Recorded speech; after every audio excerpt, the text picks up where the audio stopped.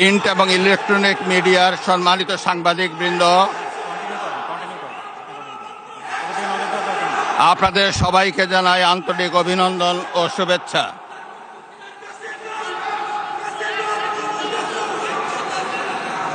জনাব স্পিকার,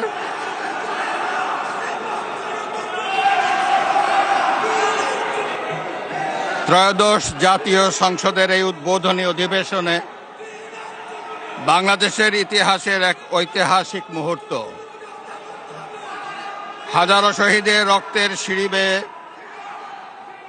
দীর্ঘ ১.৫ দশকের ফ্যাসিবাদী শাসনের অবসানের পর একটি শান্তিপূর্ণ, অবাধ, সুষ্ঠু ও নিরপেক্ষ নির্বাচনের মাধ্যমে নির্বাচিত প্রতিনিধিদের নিয়ে এই মহান জাতীয় সংসদের যাত্রা শুরু হয়েছে। ত্রয়োদশ জাতীয় সংসদ নির্বাচনে অংশগ্রহণকারী সকল রাজনৈতিক দল, শৃঙ্খলা রক্ষাকারী বাহিনী সহ প্রজাতন্ত্রের কর্মচারীদের নিরলস পরিশ্রম এবং নির্বাচনে অংশগ্রহণকারী সকল রাজনৈতিক দল